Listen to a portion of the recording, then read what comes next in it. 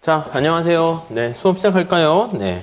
자, 우리 지난 시간에 조세가 부과됐을 때 미치는 효과를 좀 봤는데요. 그 47페이지 조세의 상대적 부담의 크기 그걸 한번 보고 그리고 객관식 문제 조금만 풀게요. 조금 풀고 그다음 탄력성 설명드리고 또 풀고 뭐 이렇게 합시다. 이쪽으로 오시죠.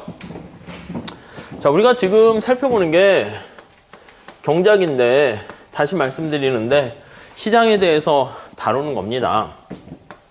자꾸 반복해 드리는 거는 이게 이제 머릿속에 그냥 자연스럽게 이제 각인되도록 하기 위해서 말씀드리는 거고요. 자, 시장에서 제일 중요한 게 또 사실은 가격이 조정 역할을 한다라고 말씀드렸고, 여기 나와 있는 이 재화가 희소합니다. 그래서 희소한 재화를 어떻게 골고루 잘 배분하는가, 그거에 대해서 다룬다라고 보시면 되겠어요. 그 다음 여기 이제 수요 곡선이 있고요. 여기 이렇게 공급 곡선이 이렇게 있습니다. 자, 그러면서 여기 보시면 소비자가 이만큼 혜택을 보게 되고요. 이렇게. 이게 바로 소비자 잉여. 이렇게 생각을 하시면 되겠고요.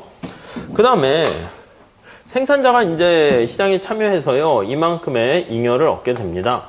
그래서 이게 생산자 잉여. 이렇게 보시면 되는 거죠.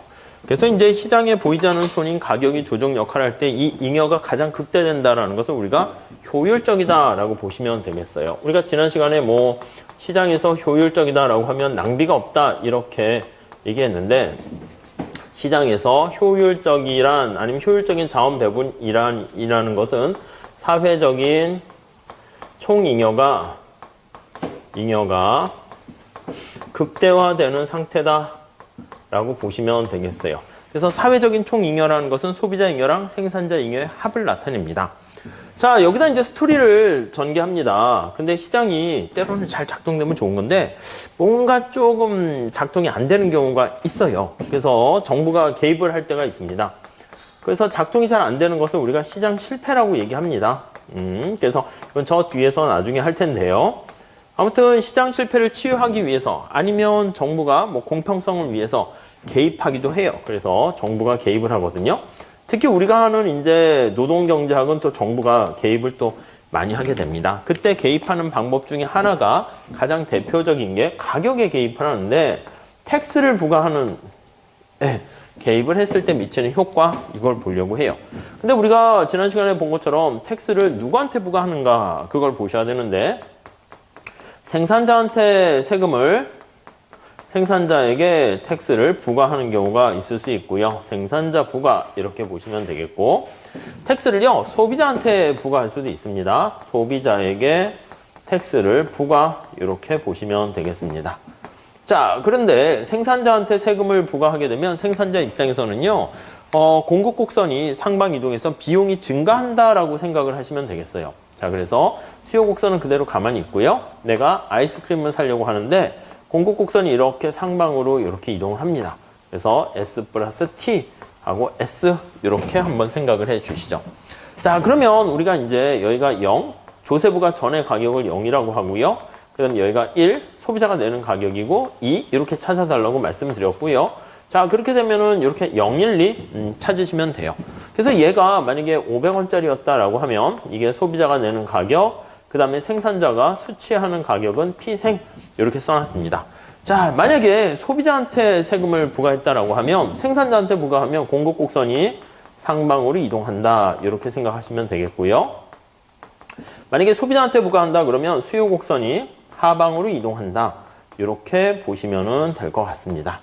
자, 그래서 수요 곡선이 하방으로 이동하게 되면 어떻게 됩니까? 한번 보시면은요. 이렇게 수요 곡선이 있는데 밑으로 이동을 하게 되면 이만큼 밑으로 빼준다라고 생각할게요. 텍스만큼 편익, 만족이 떨어지는 거예요. 그럼 공급 곡선이 만약에 이렇게 있다라고 하면 여기가 원래 가격이었고요. 0. 이게 이제 500원 이렇게 있어요. 그럼 소비자가 어떻게 되냐면 세금을 내야 되는 거니까 아이스크림 주세요 할 때 소비자가 이제 기분이 나쁜 거야. 그래서 생산자가 가격을 깎아주지 않으면 소비자가 아예 거들떠보지 않는 거야. 그래서 생산자가 알았어 이만큼 깎아줄게 이렇게요. 만약에 이게 뭐 460원이다 라고 하면 100원의 텍스를 부과했고요. 그러면 생산자가 수취하는 가격은 460원 이렇게 떨어져요.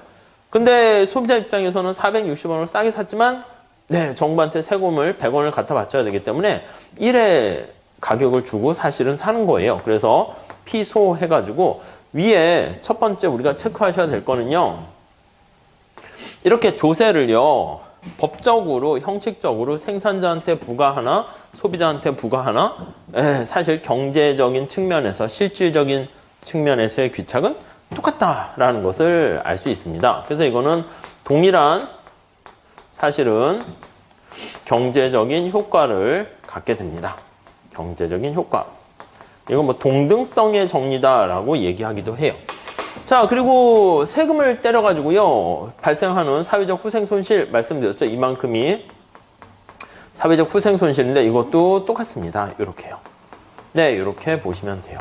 그래서 사회적 후생 손실이라고 하는데 얘를 데드웨이트 로스 해서 뭐 자중 손실 이렇게 많이 써요. 근데 우리가 텍스일 때는 초과 부담 이런 말도 쓰고요. 이렇게 보시면 되겠습니다. 근데 이 자중 손실과 초과 부담이 왜 발생합니까? 라고 하면 여기 나와 있는 것처럼 거래량이 줄어들어서 발생한다라고 정리를 하시면 되겠습니다. 오케이, 여기까지 됐죠? 자, 우리가 이제 여기까지가 지난 시간에 봤던 거고요. 요것도 하나 봅시다. 정부의 조세 수입은 어떻게 됩니까? 라고 하면은요. 정부가 단위당 이만큼 텍스를 부과하는데 거래량이 이만큼이니까 이 노란 색깔 면적을 우리가 볼 수 있는데 이게 바로 정부의 조세 수입이다 라고 보시면 돼요. 여기 보시면 이거 똑같은 거예요. 위에 거랑 밑에 이 면적이 정부의 조세 수입이다 라고 보시면 되겠습니다. 얘는 정부의 조세 수입. 요거 이따가 문제 한 개 정도는 풀어볼 건데 요 계산 문제 해가지고요 좀 보셔야 됩니다. 이걸 그대로 노동시장에도 적용을 할 수가 있어요. 자, 근데 요거 이제 오늘 볼 거는 뭐냐면 거기 47페이지 한번 보시죠. 알았어. 세금을 이제 부담한다 이거지. 근데 47페이지 가보시면 누가 세금을 더 많이 내는가 이거예요. 그래서 사실은 여러분도 보통 뭐 두 사람이 있다 아니면 남녀 커플이 있어요. 누가 밥값을 더 많이 내고 커피값을 누가 더 많이 내고 뭐 이렇게 데이트 비용을 많이 내는가. 뭐 사실은 반반 부담할 수도 있겠지만은 만약에 남자가 여자를 좀 따라다니는 경우다라고 하면은 그러면 좀 남자가 좀 내가 낼게 이렇게 되고 뭐 다 끝까지 이렇게 하겠죠. 근데 남자가 누구나 할까? 공유 좋아요? 싫어요? 아무튼 공유를 합시다. 공유야. 근데 여러분들이 뭐 공유 싫어하는 사람들은 됐어 이러고 공유가 따라다닐 수 있겠지만 여러분들이 공유한테 또 관심이 있는 상황이면 공유랑 같이 밥을 먹었어. 근데 공유가 카드 꺼내서 계산을 제가 낼게요 이러는 거야. 그래서 잘 먹었어요. 그리고 공유가 커피 사려고 했는데 또 제가 낼게요 이럴 수 있는 거 아니겠습니까? 뭐 그럴 수도 있겠지. 그리고 이렇게 두 번이나 먹으면 제가 미안한데 대신 내일 또 만나요. 뭐 이렇게 하면은 뭐 아무튼 뭐 여자가 두 번 낼 수도 있고 그런 거 아니겠습니까? 그래서 정부가 세금을 쾅 떨어뜨렸을 때 기업하고요 생산자랑 소비자랑 누가 더 많이 상대적으로 부담을 하느냐 그걸 보려고 하는데요. 자, 거기 보시면은요 첫 번째 줄만 살짝 밑줄 치세요. 조세를 부과하게 되면 다른 사람들한테 일부 전가가 가능하기 때문에 실제 부담은 원래 법적으로 형식적으로 부과된 거랑 달라질 수 있습니다. 그래서 누가 더 많이 이렇게 조세 세금을 부과하는가 부담하는가 그거는요. 사실은 누가 더 힘이 센가를 보시면 돼요. 힘이 세다라는 것은 조세라는 폭탄이 하늘에서 쿵 떨어질 때 이렇게 싹싹싹 잘 피해는 거기는 제가 회피하는 이런 표현이라고 쓰긴 했는데 그게 쉽게 얘기하면 바게닝 파워예요. 협상력이라고 생각하시면 돼요. 그래서 그거는 우리 탄력성하고 관련이 있기 때문에 살짝 잠깐 넘어가시고 그래프로 한번 볼게요. 자, 밑에 4개 그래프가 있는데 4개 다 하려고 하면 좀 부담되니까 위에 거 2개만 가지고 먼저 보도록 합시다. 이거 그대로 할 건데 또 특별한 경우 아니면요. 우리 생산자한테 부과하나 소비자한테 부과하나 효과는 똑같기 때문에 우리 생산자한테 부과하는 걸 가지고 기본으로 좀 하시죠. 아셨죠? 어차피 동등하니까 요거를 기본 베이직한 모델로 사용하겠습니다. 자, 그래서 거기 한번 그래프를 쫙 보시면 자, 공급 곡선이 상방 이동하는 거는 똑같습니다. 상방 이동하는 거 똑같아요. 이렇게 상방 이동하는 거 똑같아요. 이렇게 나중에 이제 그림이 익숙해지면 이제 하나의 그래프에다가 여러분들이 그리시는 연습도 하시면 더 좋은데 우선은 좀 따로따로 해봅시다. 얘가 이제 완만하게 이렇게 돼 있고요. 얘는 좀 가파르게 돼 있다 합시다. 그래서 수요 곡선이 기울기가 완만한 기울기고요. 얘는 수요 곡선의 기울기가 가파른 기울기다. 이렇게 돼 있다고 할게요. 자, 그러면 세 개의 점을 찾아볼게요. 0, 1, 2를 찾아봅시다. 얘가 0, 얘가 1, 점점점점점 해서 얘가 2 이렇게 돼 있어요. 자, 얘가 0, 얘가 1, 점점점점 해서 얘가 2 이렇게 돼 있습니다. 자, 그래서요. 우선 첫 번째 한번 보시면 우선 수요 곡선의 기울기가 가파른 경우에는 거래량이 감소하는 양이 좀 작다라는 걸 알 수가 있어요. 눈으로 시각적으로 좀 익혀주시기 바랍니다. 얘가 소비량이 크게 줄어들었고요. 얘는 거래량이 조금 줄어들었어요. 그래서 우선 첫 번째 알 수 있는 것은 자, 특징 한번 여기다 쓸게요. 수요 곡선이 얘는 공급 곡선은 지금 똑같이 맞췄어요. S0라고 쓰고 S1이라고 쓸게요. S0라고 쓰고 S1이라고 쓸게요. 텍스만큼 상방 이동했는데 여기 나와 있는 것처럼 수요 곡선이 디맨드 곡선이 완만할수록 이거 탄력성과 관련돼 있긴 하지만 탄력적일수록 그런 뜻이거든요. 그러면 조세 부과 후 거래량이 왼쪽인 경우에는 완만한 경우죠. 크게 감소한다라는 것을 알 수가 있습니다. 네, 이해되시죠? 자, 극단적으로 한번 상상해 봅시다. 만약에 이게 수요 곡선이 수직이면 어떻게 돼? 거래량이 감소를 안 해요. 오케이, 됐죠? 한번 더 해볼까요? 거기는 없지만 극단적인 거 한번 그려봅시다. 수요 곡선이 수직이야, 이렇게. 디맨드 곡선이 수직 이렇게 돼 있습니다. 그럼 공급 곡선이 이렇게 해서 같은 크기만큼 이동했어요. S1, S0 이렇게요. 자, 그럼 0, 1 이렇게 되고 2가 어떻게 되면 2가 여기가 되는 거예요. 그쵸? 이거 한번 상상해 보세요. 이렇게 있다가 얘를 쭉 이렇게 수직으로 끌어올려. 그럼 1이 쫙 올라가면서 2도 쫙 올라가고 이렇게 가다가 수직이 돼버리면 1이 여기에 가고 2가 0하고 탁 달라붙어요. 상상되시죠? 그 정도는? 네, 이렇게 보시면 되겠습니다.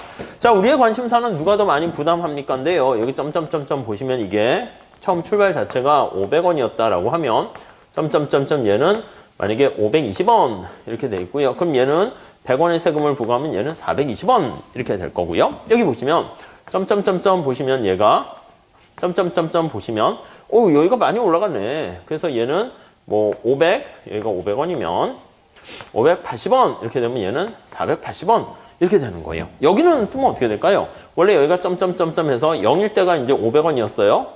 그런데 새로운 100원을 부과하면 이게 100만큼 올라가요. 그래서 이게 600원 이렇게 되고요. 그래서 소비자가 부과하는 가격은 600원인데 생산자가 받는 가격이 이전하고 똑같아집니다. 자, 다시요. 여기 보시면 왼쪽에 나와 있는 것처럼 이거를 뭐라 그럽니까 하면 이걸 피소라고 할게요. 그리고 얘가 피생이라고 합시다. 그럼 소비자가 부담하는 가격과 생산자가 수취하는 가격이 거기 나와 있는데 소비자는 이 경우에 얼마 부담합니까 하면 소비자는 이렇게 20원 부담하고요. 생산자가 부담하는 크기는 노란색으로 표시할게요. 생산자는 이만큼 80원만큼 부담을 하게 되는 거예요. 그래서 둘이 부담하는 게 100원을 누가 많이 부담하는가 했을 때 소비자가 여기서는 조금 부담하고 생산자가 많이 부담하고 이 경우는 소비자가 많이 부담합니다. 소비자가 많이 부담하고 생산자가 이때는 조금 부담하는 거 알 수 있습니다. 이 경우는 어떻게 될까요? 색깔을 칠하면 노란 색깔이 돼요? 파란 색깔이 돼요? 이렇게 되면은 이게 2점에 해당하는 게 생산자가 받는 가격인데 생산자가 수취하는 가격은 그냥 조세 부과 전과 똑같습니다. 그러니까 생산자는 하나도 부담 안 하고요. 이 소비자가 그냥 다 600원 하니까 조세를 다 부담해요. 그래서 색깔을 칠하게 되면은 여기 나와 있는 것처럼 이런 식으로 파란 색깔로 다 된다라는 거 알 수가 있습니다. 자, 그리고 그래서 여기서 알 수 있네. 수요 곡선이 완만할수록 조세를 부과하게 되면 거래량이 크게 감소한다라는 걸 첫 번째 알 수가 있고요. 두 번째, 수요 곡선이 완만할수록 자, 완만하면 이게 완만한 거죠. 소비자 부담은 어떻게 돼요? 작아지죠. 먼저 기본적으로 그래프를 좀 이해를 해주세요. 그럼 조세 부과 후 소비자 부담이 상대적으로 작은 거예요. 부담이 상대적으로 작아라고 보시면 될 것 같습니다. 아셨죠? 네, 그렇게 정리하시면 되겠습니다. 이렇게 두 개 잘 정리해 주시죠. 자, 그래서 우선 거기 그래프로 살짝 거기 해놨는데 그 정도 소비자 부담과 생산자 부담 위에 게 되면 나중에 밑에 것도 해보시는데 밑에 거는 조금 수요 곡선을 똑같고 공급 곡선의 기울기 다르게 했는데 제가 봤을 때는 이 수요 곡선 기울기만 다르게 해서 해도 충분합니다. 아셨죠? 네, 그 정도 정리하시면 될 것 같습니다. 자, 그래서 그 앞에 맨 마지막 줄 볼게요. 제일 마지막 줄. 자, 47페이지. 맨 마지막 줄. 그림에서 보듯이 수요 곡선의 기울기가 완만한 경우에 조세 부가로 인한 소비자 부담은 생산자 부담보다 상대적으로 작아지고 수요 곡선의 기울기가 가파른 경우에는 소비자 부담이 상대적으로 커지게 된다. 이렇게 보시면 될 것 같습니다. 이게 이제 탄력성과 관련이 있다라고 정리를 하시면 되겠네요. 자, 밑에 뭐 오른쪽에 계산 문제도 좀 나와 있는데 우리 그 객관식 책에 좀 있으니까 그거 잠깐 체크해 두시고요. 객관식 문제 좀 조금 풀어보도록 하겠습니다. 객관식 책 갖고 계시죠? 이게 우리가 맛보기만 좀 풀어드릴 수밖에 없어요. 시간 관계상. 대신 객관식 들어가게 되면 제가 이걸 좀 빠르게 이론 정리를 좀 해드리고 그 다음에 조금 더 이렇게 들어가도록 할 거예요. 자, 우리 객관식 교재 5페이지 한번 볼게요. 객관식 교재 페이지 5페이지에 1번 한번 풀어볼게요. 1번. 자, 수요와 공급 함수 이렇게 나와 있는데 거기 보시면은요. 첫 번째 문제 좀 같이 읽어봅시다. 첫 문제니까 긴장할 수도 있는데 편하게 보세요.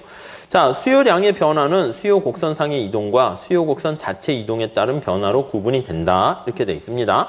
자, 다음 중 수요 곡선 자체 이동에 따른 수요량의 변화가 아닌 것은 그 오른쪽에 키포인트가 있는데 수요량 할 때 양자가 들어가면요. 곡선 상에서 이동이고요.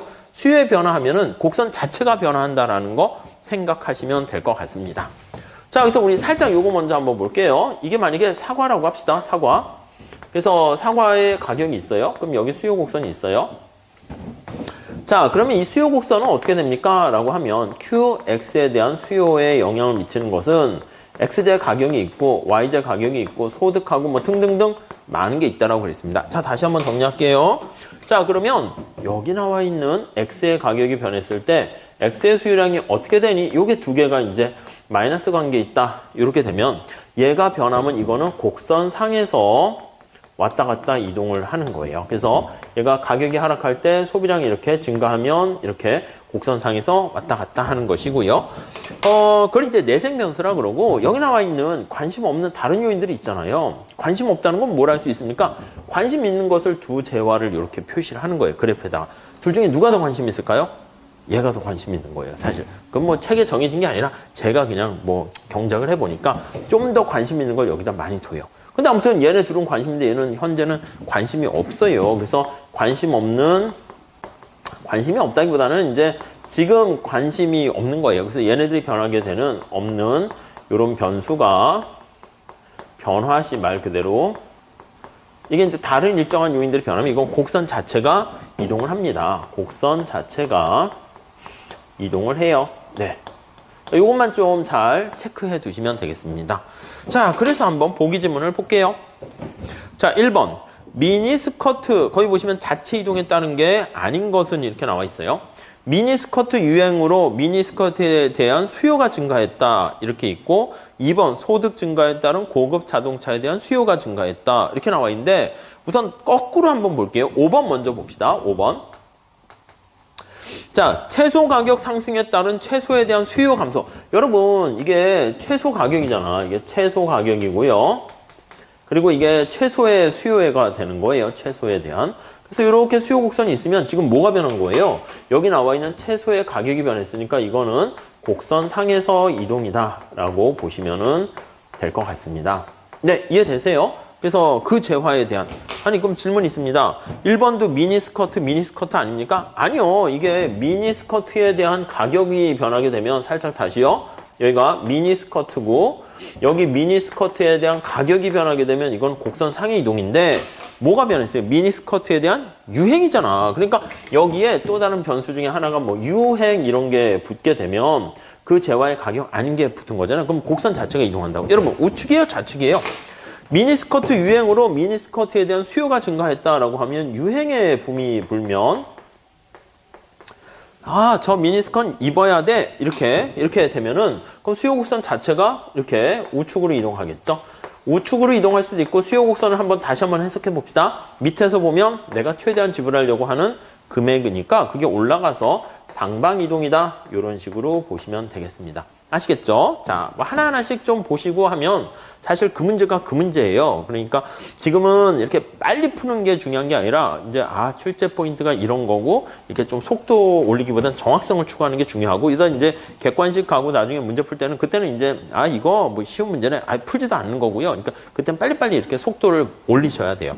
2번 볼게요. 소득 수준 증가에 따른 고급 자동차에 대한 수요 증가. 자, 2번은요. 노는 동네가 어디예요? 고급 자동차. 자동차에 대한 수요 있죠. 근데 자동차에 대한 가격이 변하게 되면 이거는 수요 곡선이 이동하는 건데 뭐가 변했습니까? 소득이잖아, 소득. 그럼 소득 수준 증가에 따라서 수요가 증가하는 거니까 이것도 역시 우측 이동하는 거네요. 소득은 이 외생적으로 밖에서 소득 증가 밖에서 이렇게 결정되는 거다라고 보시면 될 것 같고요. 다음 3번 볼게요. 조류 독감에 따른 닭고기에 대한 수요 감소. 조류 독감도 다른 요인이잖아요. 닭고기에 대한 가격이 변하면 그거는 곡선 상위 이동인데 다른 거기 때문에 곡선 자체가 이동하고요. 4번 볼게요. 지하철 요금 인상에 따른 그쵸 택시 서비스가 되는 건데 다른 재화의 가격이죠. 여기 다른 관련된 재화의 가격이 변하게 되면 이건 곡선 자체가 이동을 합니다. 보완제냐, 대체제냐 그렇게 달라지고요. 자, 우리 2번 한번 풀어볼게요. 2번 한번 풀어봅시다. 자, 문제를 보면 베이글과 크림치즈는 서로 보완제이고 베이글과 베이컨은 서로 대체제이다. 뭐 세 개가 나오는데 뭐 헷갈리네. 베이글, 베이컨, 뭐 크림치즈 뭐 이렇게 있네요. 베이글의 원료인 밀가루 가격 급등에 따라서 베이글의 생산 비용이 상승하였다. 하였을 때 각 시장에 대한 변화로 옳지 않은 것은 이렇게 나와 있어요. 양쪽에 보니까 그 베이글이 다 들어가 있네. 그래서 베이글을 가운데 놓고 한번 해볼게요. 얘가 이제 베이글 시장이에요. 베이글. 그리고 이쪽이 이제 크림치즈라고 할게요. 첫 번째 크림치즈. 그리고 요거 여기에 보시면 이거 베이컨 이렇게 돼요. 문제는 이렇게까지 뭐 그래프를 그려서 할 건 아닌데 거듭 말씀드리는데 우리가 이 문제가 그대로 이런 식으로 해서 2차 시험에 나온다니까. 그럼 이렇게 되면 어떻게 변하는지 그래프를 그려서 설명하세요. 그러면 2차에도 이런 식으로 그래프를 해가지고 보기 좋게 설명하는 거 연습하는 거니까 우리의 주 목적이 1차만 객관식하는 게 주 목적은 아니고 약간 제가 녹용도 하니까 2차까지 이렇게 좀 연결시키려고 노력을 하고 있습니다. 자, 여기 보시면 크림치즈에 대한 수요 공급이 있고 베이글에 대한 수요 공급이 있고 베이컨에 대한 수요 공급이 있어요. 단지 여기다가 수요 공급 이런 건 쓰지 않을게요. 시간 관계상 뼈대만 그리면 될 것 같고요. 자, 베이글과 크림치즈는 서로 보완제래요. 그러니까 베이글이 뭔지 잘 모르겠지만 빵이겠죠. 이렇게 같이 먹을 때 이제 만족이 높은가 봐요. 그래서 서로 보완적인 관계예요. 그리고 이제 베이글과 베이컨은 이게 베이컨은 뭐 고기인가 보죠. 베베 하니까 이게 서로 뭐 경쟁 관계네요. 베베 해가지고 이게 대체제 관계예요. 대체제 관계라는 게 서로 경쟁 관계다라고 보시면 되겠습니다. 네, 이렇게 문제가 주어져 있습니다. 자, 베이글의 원료인 밀가루 가격 급등에 따라서 베이글의 생산 비용이 상승했다라고 하면 자, 여기 보시면 저 멀리서 밀가루 가격이 상승했대. 밀가루 가격이 상승 이렇게 했습니다. 그러면 여기 나와 있는 베이글을 만드는데 비용이 증가하는 거예요. 그래서 이렇게 되면 상승으로 베이글에 대한 생산 비용이 증가 이렇게 되는 것을 알 수가 있어요. 네, 여기까지 되셨죠? 그러니까 얘가 이렇게 올라가는 거예요. 이렇게 올라가요. 요거 1번 이렇게 보시면 되겠고 뭐 공급 곡선이 상반 이동이에요. 비용 증가니까. 자, 그러면 베이글에 대한 수요는 어떻게 됩니까? 사람들이 베이글이 가격이 비싸지니까 베이글에 대한 수요량이 감소하게 돼요. 이렇게. 이해돼 있죠? 자, 그럼 베이글을 안 먹게 되니까 크림치즈까지 발라먹는 사람들이 크림치즈까지 안 먹게 돼. 크림치즈에 대한 수요가 떨어지는 거야. 그러니까 여기 나와 있는 베이글의 가격이 비싸졌잖아요. 이게 베이글의 가격이 비싸지면 이거 크림치즈는 덩달아서 이게 소비량이 줄면서 얘가 덩달아서 감소해서 얘가 이쪽으로 이동하고요. 2번 이렇게요. 근데 얘는 어떻게 돼요? 베이글에 대한 소비량이 줄면서 사람들이 뭐야 베이글 왜 이렇게 비싸? 뭐 안 먹어? 하는 대신에 크림치즈까지 망하는 것이고 대신 베이컨으로 고객들이 이동을 하는 거야. 그래서 베이컨에 대한 수요는 증가한다. 이렇게 3번 이렇게 보시면 될 것 같습니다. 아셨죠? 그러니까 이 관계를 뭐 이렇게 하고 나중에 2차에서는 그래프로 설명을 하는 것입니다. 자, 한 번씩 볼까요? 각 시장의 변화로 옳지 않은 것은 1번. 베이글의 가격은 상승한다. 맞죠? 1번. 베이글의 가격은 상승한다. 맞고요. 2번. 크림치즈의 거래량 감소한다. 맞죠? 크림치즈에 대한 거래량은 감소한다. 맞고요. 3번. 크림치즈의 생산자 잉여는 감소한다. 여러분, 크림치즈에 대한 생산자 잉여 다시 한번 볼게요. 원래는 이렇게 있었어요. 그러니까 생산자 잉여가 이렇게 되겠죠. 네, 노란 색깔로 이렇게 돼 있을 텐데 생산자 잉여가 어떻게 됩니까? 여기 보시면 이렇게 돼서 이렇게 된다고요. 이렇게요. 네, 파란 색깔로 이렇게 되는 거 알 수가 있습니다. 자, 그래서 결론은 어떻게 돼요? 생산자 잉여는 감소한다. 이렇게 보시면 되겠죠. 맞네요. 4번 볼게요. 베이컨의 판매 수입은 증가한다. 여러분, 판매 수입 밑줄 치시고요. 자, 판매 수입이라는 것은 얼마짜리 몇 개 팔았니? 이게 판매 수입이에요. 매출액 같은 거는 이제 가격 곱하기 Q, 이게 판매 수입이에요. 아셨죠? 자, 그러면 베이컨 같은 경우에는 균형점이 여기서 이렇게 돼요. 가격이 그러면 이렇게 있었잖아요. Q0, P0. 자, 여기서 이제 판매 수입이 이 면적이 판매 수입이 되는 거였었는데요. 하얀 색깔 면적으로. 자, 그런데 여기 이렇게 가잖아요. 1점으로 가요. 그러면 가격도 올라가고 거래량도 올라가요. 그래서 판매 수입이 이게 바로 판매 수입이에요. 우리가 나중에 노경에서는요. 노동자의 근로소득 이걸 할 건데 그러면 W 곱하기 L 그것도 똑같은 메커니즘이에요. 그러니까 요 1차에서 내용하는 거를 Q, P 대신에 그냥 L과 W로 그냥 바꾸는 게 이제 노경이고요. 거기에 이제 뭐 노동시장의 특성과 뭐 정책 이런 게 조금 더 들어가게 됩니다. 얘는 당연히 증가한다. 오케이. 이렇게 됩니다. 다음에 5번 볼까요? 베이컨 시장의 총잉여에는 변함이 없다. 베이컨 시장의 총잉여는 어떻게 해요? 어떻게 될까요? 여기다 그냥 할게요. 이렇게 돼 있는 거고 이렇게 원래 총잉여가 이거잖아요. 이렇게 되시죠? 그럼 이렇게 가면 어떻게 돼? 총잉여가 이렇게 되잖아.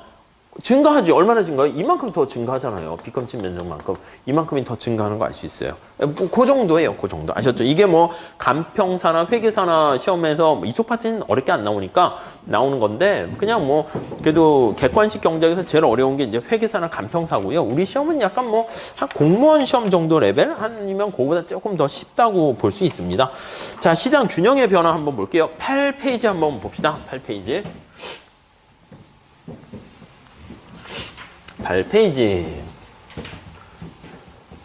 네, 거기 한번 보도록 하시죠. 자, 8페이지 시장 균형의 변화 1번 한번 풀어볼까요? 1번 한번 풀어봅시다. 요 정도가 그래도 난이도가 좀 높은 편이긴 한 건데 그래도 뭐 여러분 잘 해내실 것 같습니다. 자, 최근 원유 가격이 인상됨에 따라서 버스 운행에 소요되는 비용이 증가하였다. 예, 정보가 원유 가격이 비싸졌네. 그러니까 휘발유 가격이 비싸지니까 버스 운행에 대한 비용이 증가했고요. 아울러 시내버스와 대체제 관계에 있는 지하철 요금이 인상되었다. 시내버스의 지하철 수요 곡선은 모두 우하향하며 공급 곡선은 모두 우상향한다. 뭐 그냥 우상향, 우하향하는 거 그대로 할 텐데 시내버스 시장 균형 요금과 이용량에 대한 설명 중 옳은 것은 자, 우선 다시 노는 동네가 지금 어디에 관심이 있는 거예요? 문장의 끝에 보시면은 시내버스가 지금 나의 관심사예요. 그러니까 이런 초점을 잘 읽으셔야 돼요. 이게 포인트를 잘못 놓치시게 되면은 안 돼요. 이게 시내버스예요. 시내버스의 거래량이고 시내버스 가격이 됩니다. 그리고 얘는 수요 곡선이 우하향하고 공급 곡선이 우상향한다. 이렇게 돼 있습니다. 오케이. 여기까지 됐죠? 자, 이러한 상황에서 자, 거기 첫 번째 줄에 보시죠. 최근 원유 가격이 인상돼서요. 버스 운행의 비용이 증가했습니다. 자, 유가가 상승했나 봐. 원유 가격이 인상되면은 인상으로 뭐 이건 주관식은 아니니까 쓰지 않을게요. 비용 증가로 인해서 공급에 충격이 된다고요. 자, 비용이 증가했어. 공급 곡선 어떻게 돼요? 상방 이동하는 거지. 비용이 증가하는 건 밑에서 보면은 비용 증가, 비용 감소는 밑으로 내려가는 거잖아요. 그래서 공급 곡선이 이렇게 비용 증가로 이렇게 상방 이동한다라는 것을 알 수가 있어요. 공급 곡선의 의미가 밑에서 비용이 얼마나 드는가 해서 최소한 공급자가 받고자 하는 그 금액이라고 보시면 되잖아요. 그래서 비용 인상으로 인해 가지고 공급 곡선이 비용이 증가로 공급 곡선이 상방으로 이동한다. 이렇게 이동 이렇게 쓰시면 될 것 같고요. 다음 또 하나의 충격도 있어요. 거기 보니까 시내버스와 대체제 밑줄 치시고 뭐라고 보시면 되냐면 경쟁제라고 보시면 돼. 경쟁제 가격인 지하철 요금이 인상됐대. 자, 대체제 관계인데 지하철 요금의 가격이 인상됐어요. 그럼 지하철에 대한 소비량이 감소하지 않겠습니까? 그럼 사람들이 지하철에 대한 수요량이 감소해요. 이거 곡선상의 이동이겠죠? 근데 사람들이 지하철과 시내버스랑 대립관계예요. 경쟁관계니까 지하철 소비가 줄어들면서 야, 버스를 타야겠다 이렇게 된다고. 그래서 여기에 가면 버스에 대한 수요는 증가하게 된다는 것을 알 수 있어요. 왜요? 예, 맞아요. 대체제 관계이기 때문에 이렇게요. 대체제 관계이기 때문에 오케이 됐죠? 자, 그러면 여기 나와 있는 것처럼 버스의 수요가 증가해요. 이렇게 증가해요. D1 이렇게요. 자, 그러면 최종 균형점은 처음부터 얼마나 바뀔까? 그럼 여기가 원래 제로점에서 여기까지 이렇게 가게 되는 거 알 수 있습니다. 자, 그러면 이 경우는 사실 보면 거래량 감소하고 가격은 올라간다 이렇게 될 수 있죠. 근데 우리가 뒤에 탄력성을 왜 배웁니까? 라고 하면요. 저 질문이 있습니다. 공급 곡선은 상방 이동하고요. 수요 곡선은 이렇게 우측 이동하는 거 알겠는데 어느 게 더 많이 이동했느냐에 따라서 결과가 달라질 수 있어요. 무슨 말씀이냐면 여기 나와 있는 것처럼 수요 곡선이 많이 이동한다 할게요. 이렇게 많이. 그러니까 주황 색깔이 있는 것 같이 수요 곡선이 많이 이동을 했어요. 그리고 파란 색깔이 있는 것처럼 수요 곡선이 조금 이동했어요. 이렇게. 많이 이동하게 되면요. 여기 나와 있는 것처럼 균형점이 여기가 2 이렇게 되는 거예요. 자, 그러면 가격도 많이 올라갈 뿐만 아니라 거래량이 오히려 이때는 증가하게 된다는 걸 알 수가 있어요. 이해되시죠? 그러니까 이 문제가 사실은 그래서 난이도가 좀 그래도 높은 편에 속해요. 근데 뭐 잘 보시면 뭐 어렵거나 헷갈리지는 않습니다. 이때도 가격은 올라가요. 가격은 올라가지만 거래량이 증가할지 감소할지는 수요 공급 곡선의 이동폭에 따라 달라진다. 이렇게 보시면 돼요. 자, 그래서 옳은 것은 하면은 뭐 3번 해서 이전에 비해서 요금은 반드시 증가한다. 이렇게 얘기를 할 수 있고요.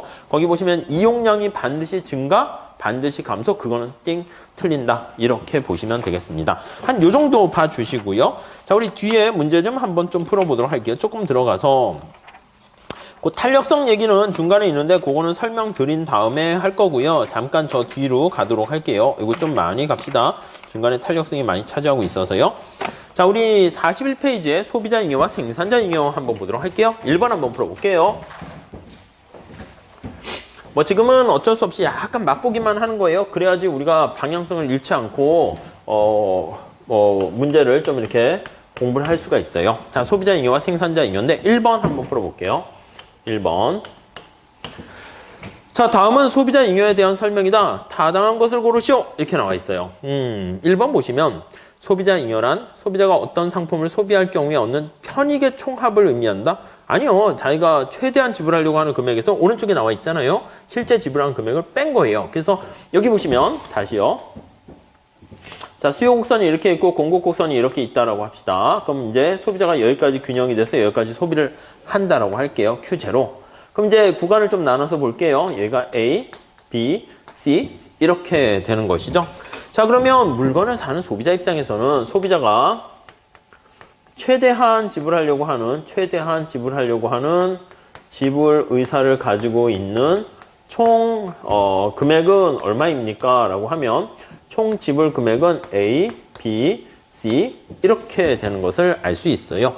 근데 시장에서의 가격이 이렇게 결정돼서 P0로 되면 실제 지불한 것은 아까 이렇게 지불하게 돼요. B와 C가 실제 소비자가 지불하는 것이고 기업은 이게 판매 수입이 되는 거죠. 그래서 기업이 소비자가 실제 지불한 금액은 소비자가 실제 이건 의도한 거예요. 최대한 난 이만큼까지 내겠어 라고 하는데 지불 금액은 여기 나와 있는 것처럼 BC 이렇게 됩니다.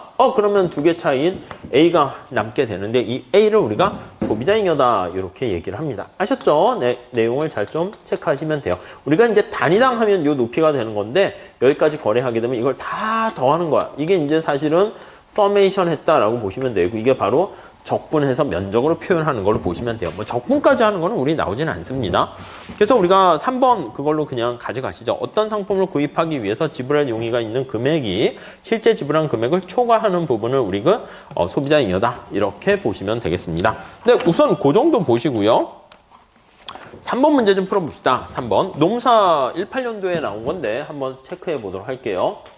그러니까 계산 문제가 이 정도야, 이 정도. 거기 보시면 완전 경쟁 시장에서 뭐 그거는 그냥 무시하셔도 돼요. 우리가 수요 공급 곡선 이게 바로 완전 경쟁 시장입니다. 수요 곡선이 이렇게 있고요. 공급 곡선이 이렇게 있습니다. 그때 균형 가격과 소비자 잉여를 구하세요. 이렇게 있는 거예요. 자, 그래서 수요 곡선을 살짝 써볼게요. 8 마이너스 2분의 1이라 씁시다. 0.5 하니까 정신이 없네요. 이렇게. 자, 그 다음에 공급 곡선은 어떻게 돼 있습니까? 하면 P 마이너스 4 이렇게 있어요. 원래 수요와 공급 곡선은 이렇게 써 있어야 되는데 칠판에 그림을 그리기 위해서 우리가 나중에 이제 조세부가 할 땐 P로 바꿔주는 게 좋거든요. 그래서 P로 바꿔줍시다. P로요. 뭐 때로는 안 바꾸셔도 상관없어요. 그리고 어차피 균형에서는 같아질 거니까 D와 S를 빼고 쓰도록 할게요. 그러면 2분의 1 P 눈으로 해보세요. 여기 묶어가지고 2분의 1 P가 넘어가면 2를 곱하니까 여기 18에다가 2를 곱하니까 16 이렇게 되죠. 마이너스 2를 곱하니까 2Q 이렇게 되는 거 알 수 있어요. 그러니까 원래 이제 뭐 수요 이렇게 되는 것이고, 자 이것도 P로 정리합시다. P는 QS 플러스 4 이렇게 되는 거 확인할 수 있죠. 자, 그림을 그립니다. 여기가 Q, 여기가 P 이렇게 되는 거 확인할 수 있고요. 자, 그러면 수요 곡선은 뭐 정확하게는 안 그리셔도 될 것 같습니다. 얘가 바로 수요 곡선이고 공급 곡선 여기 4라고 할까요? 좀 정확하게 그렸네. 그래서 여기 이제 공급 곡선 이렇게 돼 있는 거 알 수 있어요. 공급 곡선, 수요 곡선. 여기 균형값을 찾으시면 되는 거죠. 여기서는 균형 가격을 구하세요라고 했으니까 요걸로 해도 되고요. 아니면 요걸로 그냥 해도 상관없어요. 균형에서는 얘네 둘이 어차피 똑같아지게 되는 거니까 얘네 둘이 똑같으니까 이제 이거를 없애서 이렇게 표현을 하게 됩니다. 아셨죠? 아니면 이걸로 할까? 이걸로 이렇게 같은 걸로 할까요? 저기는 2분의 1이 있으니까 요거 두 개 같게 놓고 풀면은 요거요. 16 마이너스 2Q는 Q 플러스 4 이렇게 돼요. 16 마이너스 2Q는 Q 플러스 4 이렇게 되니까 4가 1, 2 넘어가면 12가 되고요. 2Q가 1, 2 넘어가면 3Q 이렇게 되니까 따라서 Q는 3, 4, 12 해서 4 이렇게 되는 거 알 수가 있고요. 자, Q가 4면은 P는 8 이렇게 되는 거 알 수가 있겠습니다. 그러면 균형 가격은 8 이렇게 되는 것이고 소비자 잉여는 어떻게 됩니까? 라고 하면은요. 요 면적을 찾는 게 바로 소비자 잉여죠. 왼쪽에 나와 있는 것처럼. 자, 수요 곡선을 나타냈을 때 절편을 찾을 수 있죠. 여기 보시면 16 이렇게 돼요. 여기가 16. 요 삼각형 면적은 어떻게 됩니까? 삼각형 면적은 2분의 1 곱하기 요 높이 요게 16에서 8을 빼면 8이죠. 8 곱하기 요거 밑변 그럼 4네요. 4 이렇게 계산하시면 되겠죠. 뭐 그냥 그 정도예요. 자, 그렇게 잘 보시고요. 그 다음 이제 가격 통제 나와 있긴 한데 2번 문제 좀 한번 풀어볼게요. 43페이지에 2번 문제. 탄력성까지는 안 하고요. 고용량까지만 좀 볼게요. 자, 한번 노동시장에 적용을 했는데 네, 거기 보시면 자, 2번 한번 볼게요. 2번. 자, 노동의 수요 곡선은 L은 300-2W 이렇게 있고요. 뭐 W로 바꿔도 뭐 상관은 없을 것 같고요. 노동 공급 곡선은 L은 마이너스 100 플러스 8W 이렇게 있습니다. 자, 그랬을 때 최저임금이 어떻게 됐다고요? 50 이렇게 돼 있습니다. 균형임금을 먼저 여러분들은 체크를 해 보셔야 돼요. 제가 이거 연기 때 아마 시험 문제 뭐 매번 내는 건데 주관식으로 내겠죠. 그래서 수요 곡선 살짝 봅시다. 수요 곡선은 자, 거기 절편을 찾아보세요. 절편. 여기 절편이 어떻게 돼요? 자, 다시 여기다 할까요? 수요 곡선은 어떻게 됩니까? 라고 하면 노동에 대한 수요 곡선은 그냥 D라고 쓸게요. 그러면 300-2W 이렇게 돼. 그럼 W가 빵이면 L은 300 이렇게 될 거예요. 300 이렇게 되고요. L이 빵이면 W는 150 이렇게 되겠죠? 예, 이렇게 해서 절편을 좀 찾아보시고 그럼 얘가 이제 기울기가 원래는 마이너스 2분의 1인데 뭐 대략 그렸어요. 그래서 뭐 거기는 뭐 좀 정확하게 그리려고 노력을 좀 하긴 했는데 더 완만하게 해야죠. 이렇게 더 완만하게 쫙 해야 될 텐데 대략 뭐 우리 시험에서 뭐 그렇게까지 정확하게는 안 그리셔도 돼요. 뭐 이렇게 표시만 해주면 되겠으니까. 다음 노동의 공급 곡선은 자, 보시면 마이너스 100에다가 8W 이렇게 돼 있습니다. 그러니까 W로 정리하면 어떻게 돼? 8분의 1 해서 기울기가 8분의 2니까 굉장히 완만하고 얘가 넘어가니까 8분의 100 해가지고 돼야겠죠. 절편 얼마가 되겠지만 이렇게 된다라고 합시다. 공급 곡선이 되겠어요. 그럼 먼저 첫 번째는요. 시장에서의 균형임금이 어떻게 되는가 그거를 우리가 체크를 하셔야 됩니다. 자, 균형임금을 한번 찾아볼까요? 자, 균형임금은 얘 둘이 똑같을 때잖아요. 그래서 노동시장에서 균형에서는 여기 나와 있는 것처럼 노동에 대한 수요와 노동의 공급이 같게 됩니다. 이거이므로 얘를 각각 여기다 집어넣는 거죠. LD가 1, 2 들어가면 300-2W 들어가는 것이고요. LS는 여기 들어가면 마이너스 100 플러스 8W 이렇게 되는 거 알 수가 있어요. 그러면 요거 2W고 8W니까 이거 넘어가면 10W죠. 10W. 그리고 마이너스 100이 1, 2 넘어가면 400 이렇게 되는 걸 알 수가 있습니다. 자, 그러면 따라서 W는 40 이렇게 되는 거 확인할 수 있겠죠. 그래서 균형 임금은 얼마냐면 여기가 40 이렇게 됩니다. 이해되시죠? 자, 그런데 거기 보시면은요, 최저임금을 얼마로 설정했냐면 균형 임금이 너무 낮으니까 이거보다 높은 수준에서 설정을 했어요. 우리 시험은 장난은 안 치는데 회계사 시험에서는 가끔 장난쳐요. 균형 임금이 40인데요. 30으로 최저임금을 설정했다. 어쩔 거냐? 이렇게. 아무 효과 없는 거지 뭐. 무슨 말씀인지 아시겠죠? 그러니까 아니 시장에서 임금을 40을 주는데 최소한 30 이상은 줘야 된다. 이러고 장난해요? 뭐 말도 안 되는 거죠. 당연한 얘기를 하고 있는 거니까 의미가 없는 최저임금 정책이에요. 그래서 경제학자들이 이렇게 봤을 때는 정부가 무슨 뭐 이런 정책 저런 정책하고 막 내세우고 공약을 뭐 또 이제 선거철 되면 내세우는데 이렇게 잘 뜯어보면 뭐야 이거 의미 없는 공약 이런 것도 되게 많아요. 근데 우리 뭐 관심 없지 뭐 공약이 관심 있어요. 정책에 관심 있어요. 그냥 TV에서 많이 봤던 사람이다. 그럼 찍어주고요. 안 봤던 사람은 전 누구지? 이렇게 돼서 그래. 그러니까 좀 슬픈 거긴 하죠. 어떤 정치가 이제 뭐 약간 개판이라고 하는데 개판이 되면 사실 제가 봐도 국민들이 약간 뭐 그냥 관심 없고 또 수준이 그래서 그런 거지. 근데 그러니까 이제 우리 보면은 뭐 제가 얘기할 건 아니지만 뭐 국정감사나 이런 거 보면 막 국회의원들 튀려고 막 이상한 짓 많이 하잖아. 다 튀어야 이제 카메라에 한 번 더 잡히면은 우리가 여러분 뇌리에 아는 국회의원이 있어요? 뭐 그 TV에 막 이상한 짓 해서 오르내리는 사람들이 아무튼 나쁜 짓은 어쨌든 그냥 인지도는 있잖아. 그리고 가끔 착한 일을 한 번 하면은 또 이제 그걸 부각시켜가지고 마케팅 하는 거죠. 아무튼 그 얘기를 하려고 하는 게 아니라 이렇게 이 경우는 의미가 있는 최저임금을 설정했습니다. 자, 그러면 임금을 올리게 되면 의미가 있는 그 고용량은 어떻게 됩니까? 이렇게 있다가 고용량이 이렇게 줄어들어요. 여기가 원래 A하고 할게요. 그럼 여기가 B로 해서 고용이 이렇게 감소합니다. 그런데 임금을 올려주는 거니까 사실은 이렇게 되는 거야. 노동자들이 자 다시 보세요. 노동의 공급 곡선은 노동자들이 전 이만큼만 받아도 최소한 일을 할 생각이 있습니다. 이렇게 되는 거야. 근데 정부가 야, 너 노동자 정신 차려. 계몽을 시키는 거지. 이거 받고 어떻게 살아? 최소한 50만 원은 받아야 되니까 정신 차려. 이렇게 올려줄게. 이렇게 돼서 여기 나와 있는 공급 곡선이 위로 이렇게 다 올라가는 거야. 이렇게. 그러니까 이거보다 낮은 수준에서의 노동 공급 곡선은 의미가 없도록 이렇게 만들어 버리는 거예요. 그러면 의미가 있는 노동 공급 곡선 얘가 쭉 지워지는 느낌이 되고요. 여기서부터 이렇게 되고 요거보다 높은 임금을 받는 사람들은 그냥 요건 살아나는 거지. 이렇게. 그러니까 의미가 있는 노동 공급 곡선이 이런 빨간 색깔 형태로 되는 거예요. 그러면 고용량은 어떻게 된다? 이 B에서 결정돼요. 자, 그러면 이 50을 어떻게 합니까? 여기 수요 곡선에 대입을 하는 거지. 수요 곡선에 여기다가. 50 넣으면 어떻게 돼요? 50 넣으면 100 이렇게 되니까 200 이렇게 됩니까? 200. 그 밑에 200만큼이 이제 고용이 되는 거고요.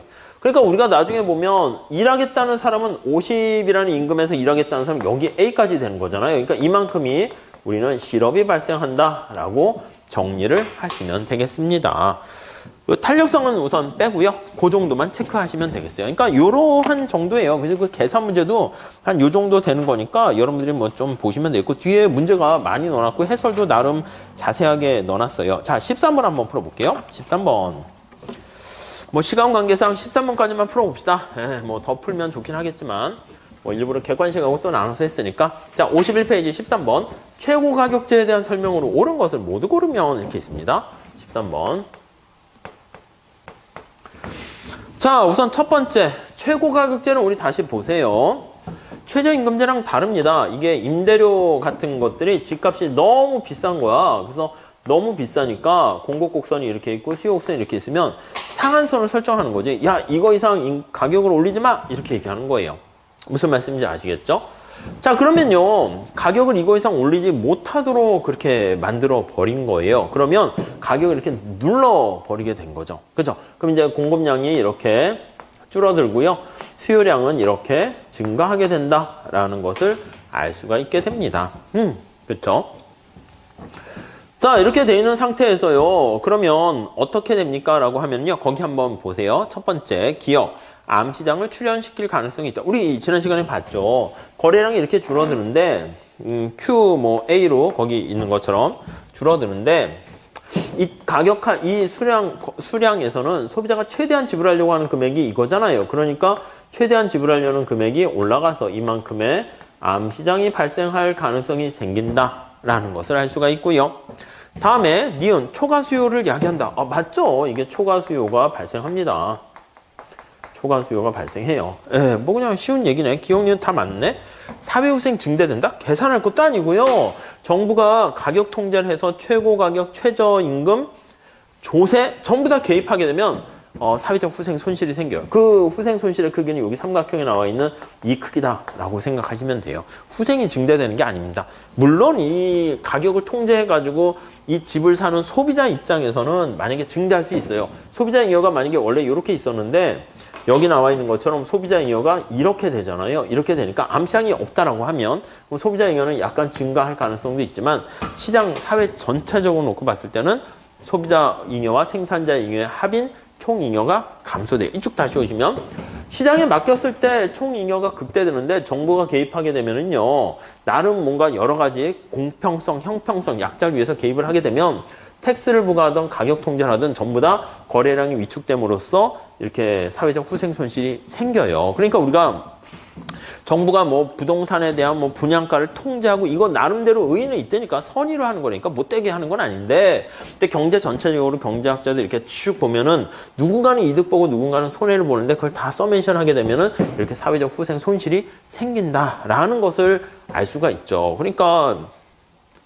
경제학이 중요한 거죠. 그러니까 노무사로 활동을 하실 때도 제가 뭐 여러분께 뭐 어떻게 할지는 잘 모르겠지만 기존의 노무사 일 외에 또 뭐 회사 들어갈 수도 있고 뭐 공부를 더 할 수도 있고 막 하는데 컨설팅, 노무 컨설팅도 할 수 있고 할 때 이런 경제학 마인드가 있냐 없냐가 되게 중요하다니까요. 자꾸 가끔 상담할 때 경조가 많이 쓰지 않을까? 쓸 수는 있겠지. 이거 책 찾아보면 되잖아. 경영 조직이 어떻게 돼 있나? 그럼 찾아보시고 필요하면 그때 노무사 합격하신 다음에 그 유명한 선생님 경조 강의 들으세요. 돈도 벌겠다. 신청해서 편하게 좀 이런 이론이 있군. 사람 이름을 왜 외워? 그냥 필요하면 찾아서 이런 사람이 있네 하고 보고서 쓸 때 참고하면 되죠. 근데 이런 경제학 마인드는 우선 붙는 게 중요하니까 자기한테 제일 적합한 과목을 하시는 게 좋긴 하지만 만약에 이거 경제학 해보니까 좀 할만한데 그러면 뭐 잘 하셨어요. 그냥 계속 하셔가지고 이렇게 하면 경제학 마인드가 쫙 이렇게 깔려 있으면 남들이 보지 못하는 그런 것들도 볼 수 있는 힘이 생기고 그렇지 않을까 합니다. 다음 리을 볼게요.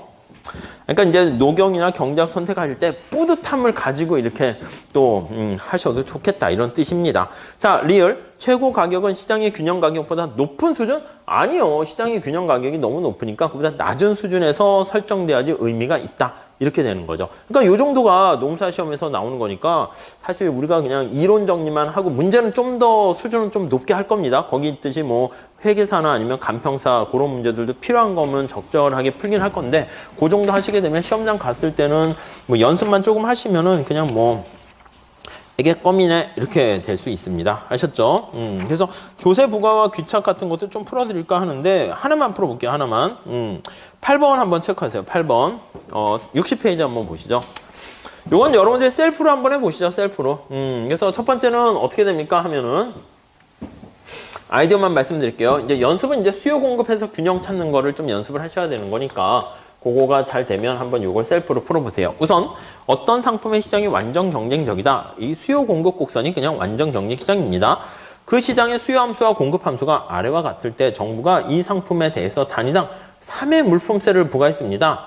부과된 다음에 정부의 조세 수입과 사회적 후생 손실을 구하세요. 이렇게 돼 있어요.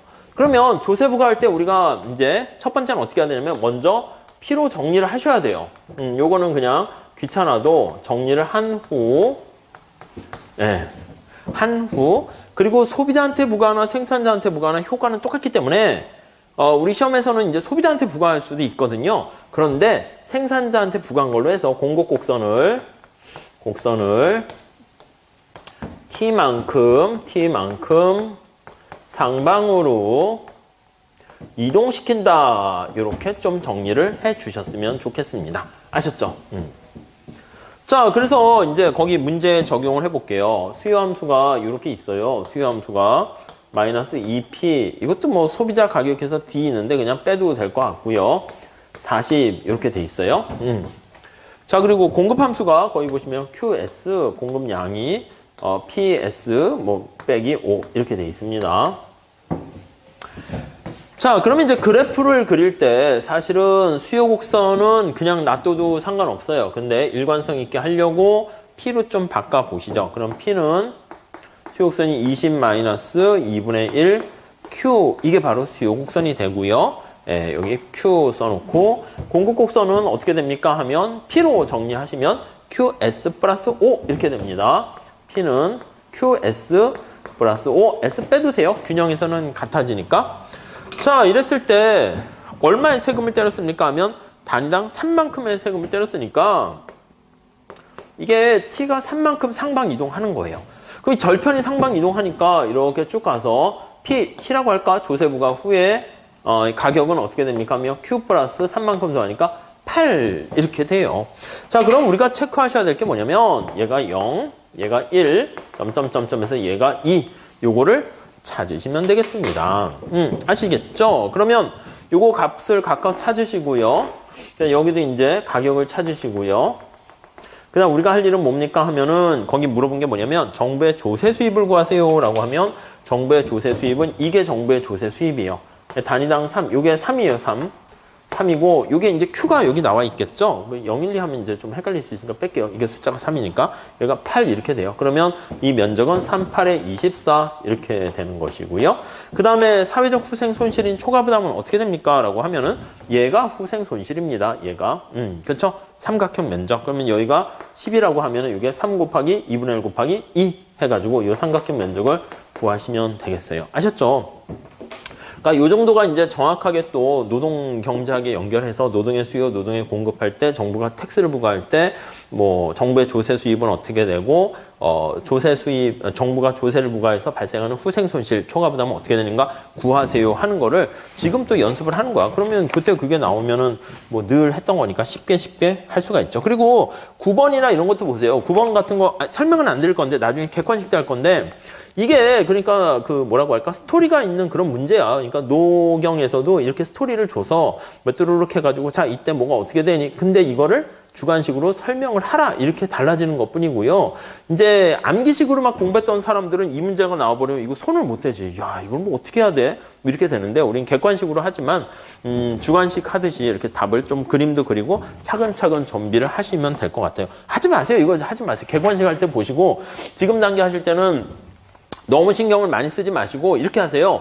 제가 이론 강의 설명드리는 거 복습 잘 하시고 풀어드리는 문제 정도만 이렇게 따박따박 푸시고 그리고 만약에 이제 주말반 이제 일기 시작이거든요. 책은 나왔는데 아직 서점에 배포가 안 된 것 같은데 뭐 학원에서 뭐 아마 내일 모레 뭐 어떻게 볼 수는 있을 거예요. 그러니까 여러분들은 그냥 일기 수업 이렇게 좀 따라가시면서 저녁에 그냥 우리 그냥 부담 없이 수업 이렇게 쭉 따라가시고 그다음 이제 객관식 연습을 더 해야 되지 않습니까? 그거는 뭐 나중에 해가지고 혼자 셀프로 문제 풀어보시거나 아니면은 그럼 이제 수업 들으면서 또 제가 풀어드리는 거 그냥 편안하게 앉아서 이렇게 푸신 다음에 몇 번 반복해서 두세 번 보시면은 그냥 또 90점, 100점 이렇게 나오고 뭐 그런 거예요. 또 말은 되게 쉽잖아요. 뭐 그런 거지 뭐. 그리고 2차 공부 위주로 하다가 노경 뭐 이렇게 연기는 끝났으니까 1기, 2기 하다가 뭐 3기 이렇게 따라가시고 뭐 시험 이렇게 보면 금방 와요. 금방 8월 달 옵니다.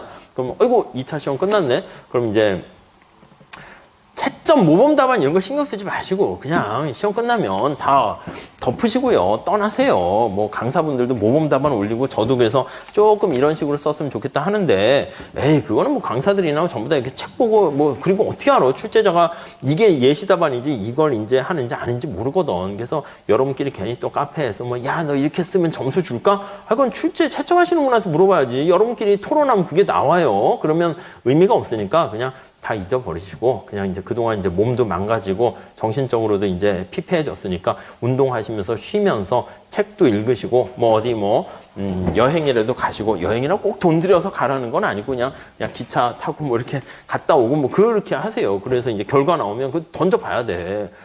지난번에 말씀드린 것처럼 지난번에 학원가에서 막 이렇게 뭐 성적 잘 나왔던 친구들도 이렇게 탁 이렇게 열어보니까 점수가 안 나오고 안 나왔던 친구들도 열어보니까 잘 나오고 몰라요. 그러니까 뭐 알 수 없으니까 그냥 너무 그렇게 그러면 이제 그냥 합격이네 하면은 그냥 합격이구나. 그럼 노무사 이후에 내가 뭘 꿈꿨지 하면서 또 다시 인생을 또 설계하고 또 도전하고 뭐 그러는 거죠. 아셨죠? 그러니까 뭐 그냥 하루하루 평소에 열심히 그냥 쭉 하시게 되면 어떻게 보면 시간도 금방 가고 금방 또 합격이 여러분에게 그냥 다가와 있을 겁니다. 잠깐 쉬었다 우리 탄력성 우리 공부해 보도록 할게요.